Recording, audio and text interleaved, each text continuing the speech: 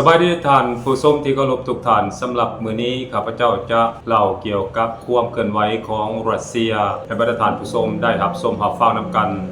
ซึ่งเรื่องที่ข้าพเจ้าจะเล่านี้มันก็เกี่ยวข้องกับการขายพลังงานให้กับชาติในสหภาพยุโรปเพราะอย่าลืมว่าในระยะผ่านมานั้นนับตั้งแต่เกิดสงครามระหว่างสหรัฐอเมริกากับอิหร่านนั้นก็เฮ็ดให้บรรดาประเทศในสหภาพยุโรปนั้นขาดแคลนพลังงานอย่างหนักหน่วงเพราะฉะนั้นพวกเขาเหล่านี้จำต้องซอกหาพลังงานแหล่งใหม่จากประเทศต่างๆในขอบเขตทั่วโลกเพื่อไปป้อนตลาดภายในประเทศของตนเองนั่นเองท่านผู้ชมในเมื่อก่อนนั้นก่อนเกิดสงครามระหว่างสหรัฐอเมริกากับอิหร่านนั้นบรรดาประเทศในสหภาพยุโรปนั้นก็ได้นำเข้าพลังงานจากประเทศในภูมิภาคตะวันออกกลางโดยเฉพาะน้ำมันและไอก๊าซธรรมชาตินั้นแม้นนำมาจากกาตาร์บาห์เรนสหรัฐอาหรับเอมิเรตส์ซาอุดิอาระเบียแต่หลังจากเกิดสงครามระหว่างสหรัฐอเมริกากับอิหร่านแล้วบรรดาประเทศเหล่านี้ก็บ่สามารถนำเข้าพลังงานจากประเทศตะวันออกกลางผ่านช่องแคบฮอร์มุซได้เพราะฉะนั้นจึงเฮ็ดให้พวกเขานั้นจำเป็นต้องซอกหาแหล่งพลังงานแห่งใหม่บ่ว่าจะเป็นจากประเทศที่เคยเป็นศัตรูของตนเองก็ตามโดยเฉพาะแม่นรัสเซียเป็นต้นและมันก็เกี่ยวข้องกับสิ่งที่ข้าพเจ้าจะเล่านี่แหละท่านผู้ชมเพราะในระยะก่อนนั้นรัสเซียเองก็ถูกบรรดาประเทศในสหภาพยุโรปนี้ความบาดด้านต่างๆอย่างหนักหน่วงเช่นเดียวกันหนึ่งในนั้นก็คือความบาดทางภาคพลังงานของรัสเซียที่เคยส่งไปขายในสหภาพยุโรปนั่นเองท่านผู้ชมเมื่อก่อนนั้นบรรดาประเทศในสหภาพยุโรปนั้นแม้นได้นำเข้าพลังงานจากประเทศรัสเซียก่อนที่จะเกิดสงครามระหว่างรัสเซียกับยูเครนแต่หลังจากเกิดสงครามระหว่างรัสเซียกับยูเครนแล้วบรรดาประเทศในสหภาพยุโรปเหล่านี้ต่างก็ได้หันหน้าแบนสินค้าประเภทต่างๆของรัสเซียบ่ให้นำเข้าไปขายในประเทศสหภาพยุโรปและสหรัฐอเมริกาในรวมทั้งน้ำมันและไอก๊าซธรรมชาตินำเพราะพวกเขาให้เหตุผลในการแบนพลังงานของรัสเซียว่า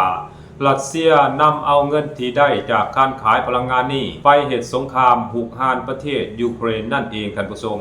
แต่มาฮอดเวลานี้บรรดาประเทศเหล่านั้นบ่มีทางเลือกหลายอีกต่อไปแล้วท่านผู้ชมพวกเขาจำเป็นต้องได้หันหน้ามาพึ่งพาพลังงานจากประเทศรัสเซียเหมือนเดิมถึงแม้ว่าจะบ่มีความเต็มใจที่จะนำเข้าพลังงานจากประเทศรัสเซียก็ตาม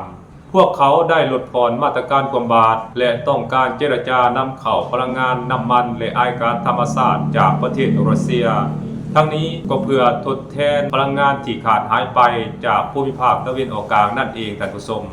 และรัสเซียเองก็ได้ตอบสนองเกี่ยวกับการเคลื่อนไหวดังกล่าวของสหภาพยุโรปนี้อย่างทันการท่านผู้ชมโดยรัสเซียเองก็ได้ประกาศออกมาอย่างชัดเจนว่ารัสเซียนั้นยินดีที่จะขายพลังงานให้กับประเทศในสหภาพยุโรปบ่ว่าจะเป็นน้ำมันและไอก๊าซธรรมชาตินั้นอันนี้รัสเซียยินดีที่จะขายให้แต่ก่อนที่รัสเซียจะอนุญาตขายพลังงานบ่ว่าจะเป็นน้ำมันและไอก๊าซธรรมชาติให้กับบรรดาประเทศในสหภาพยุโรปนั้นรัสเซียได้ประกาศออกมาอย่างชัดเจนว่าบรรดาประเทศในสหภาพยุโรปเหล่านี้ถ้าหากว่าต้องการน้ำมันและไอก๊าซธรรมชาติจากรัสเซียไปป้อนระบบเศรษฐกิจของตนเองให้สามารถอยู่รอดปลอดภัยและมีความสามารถแข่งขันในตลาดโลกได้นั้นบรรดาประเทศเหล่านี้ต้องปฏิบัติตามมาตรการที่รัสเซียวางออกอย่างเข้มงวดนั่นก็คือบรรดาประเทศเหล่านี้ต้องซื้อพลังงานจากรัสเซียบ่ว่าจะเป็นน้ำมันและไอก๊าซธรรมชาตินั้นเป็นสกุลเงินหยวนรัสเซียจะบ่รับการซื้อขายพลังงานเป็นสกุลเงินดอลลาร์อีกต่อไปแล้วถ้าว่าบรรดาประเทศเหล่านี้ยินดีที่จะปฏิบัติตามข้อกำหนดของรัสเซียแล้วรัสเซียเองก็จะยินดีขายพลังงานบ่ว่าจะเป็นน้ำมันและไอก๊าซธรรมชาติให้กับประเทศในสหภาพยุโรปเช่นเดียวกันอันนั้นคือข้อกำหนดของรัสเซียหมายความว่านับแต่นี้เป็นต้นไปนั้นรัสเซียจะบ่ขายน้ำมันและไอก๊าซธรรมชาติให้กับบรรดาประเทศในสหภาพยุโรปเป็นสกุลเงินดอลลาร์อีกต่อไปแล้วท่านผู้ชมพร้อมกันนั้นข้าพเจ้าก็สังเกตเห็นว่าบรรดาประเทศในสหภาพยุโรปนั้นน่าจะปฏิบัติตามคำสั่งหรือว่าข้อกำหนดของรัสเซียอย่างแน่นอนท่านผู้ชมถ้าบ่ปฏิบัติตามข้อกำหนดหรือการสั่งการของรัสเซียแล้วแน่นอนบรรดาประเทศในสหภาพยุโรปเหล่านี้ก็จะขาดแคลนพลังงานอย่างหนักหน่วงต่อไปอย่างแน่นอนท่านผู้ชม เมื่อถึงเวลานั้นก็จะเฮ็ดให้การดำรงชีวิตประจำวันของพลเมืองพวกเขาระบบเศรษฐกิจของพวกเขาพังทลายลงอย่างแน่นอนหรือบ่ก็อาจจะบ่มีขีดความสามารถในการแข่งขันกับประเทศอื่นได้อย่างแน่นอนท่านผู้ชมอันนั้นคือสิ่งที่บรรดาประเทศในสหภาพยุโรปกำลังเผชิญอยู่ในเวลานี้ท่านผู้ชมและพวกเขาเองก็บ่มีทางเลือกหลายนอกจากจะยอมปฏิบัติตามคำสั่งของรัสเซียเพียงอย่างเดียวเท่านั้นอีกด้านหนึ่งการที่รัสเซียได้กำหนดให้ใช้เงินหยวนในการซื้อขายน้ำมันและอ้ายก๊าซธรรมชาติในบรรดาประเทศสหภาพยุโรปกับรัสเซียนั้นมันได้แสดงให้พวกเขาเห็นว่าเงินหยวนของจีนนั้นแม้นได้รับการยอมรับจากรัสเซียแบบ 100% แล้วด้านหนึ่งเงินหยวนเองก็มีฐานะบทบาทแข็งค่าขึ้นและอาจจะกลายเป็นเงินคลังสำรองระหว่างประเทศในอนาคตอันใกล้นี้แทนเงินดอลลาร์ก็เป็นไปได้ท่านผู้ชมพร้อมกันนั้นก็ยังเป็นการหลีกเลี่ยงมาตรการกำบัดของสหรัฐอเมริกาที่มีต่อรัสเซียได้นำอีกด้วยอันนั้นคือสิ่งที่รัสเซียคิดและแน่นอนท่านผู้ชมถ้าหากว่าบรรดาประเทศในสหภาพยุโรปนั้นหากหันมาใช้เงินหยวนในการชำระสาสางซื้อขายพลังงานระหว่างรัสเซียกับบรรดาประเทศในสหภาพยุโรปแล้วมันก็จะเห็นให้ความต้องการเงินดอลลาร์ของสหรัฐอเมริกาในการซื้อขายน้ำมันของบรรดาประเทศสหภาพยุโรปนั้นลดหน่อยถอยลงเป็นเงาตามตัวเส้นเดียวกันท่านผู้ชมนั่นมันหมายความว่ามันจะเห็นให้บทบาทและอิทธิพลหรือการครอบงำของเงินดอลลาร์ต่อตลาดการค้าระหว่างประเทศนั้นลดหน่อยถอยลงเส้นเดียวกันอีกด้านหนึ่งการที่รัสเซียได้ประกาศออกมาในนั้นก็เพื่อวัดใจบรรดาประเทศในสหภาพยุโรปว่าจะยอมปฏิบัติตามคำสั่งหรือว่าการแจ้งออกมาของรัสเซียนี่หรือบ่ถ้าบ่ดังนั้นแล้วรัสเซียเองก็อาจจะบ่ขายพลังงานเหล่านี้ให้กับบรรดาประเทศในสหภาพยุโรปก็เป็นไปได้อย่างแน่นอนท่านผู้ชม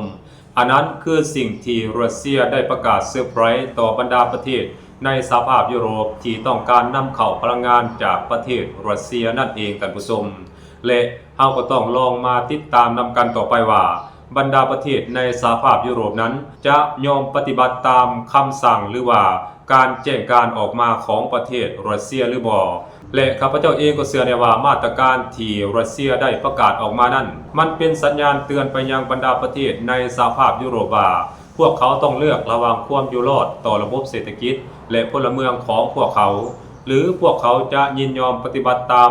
ความต้องการของสหรัฐอเมริกาและยูเครนที่ต้องการให้แบนการนำเข้าพลังงานจากประเทศรัสเซีย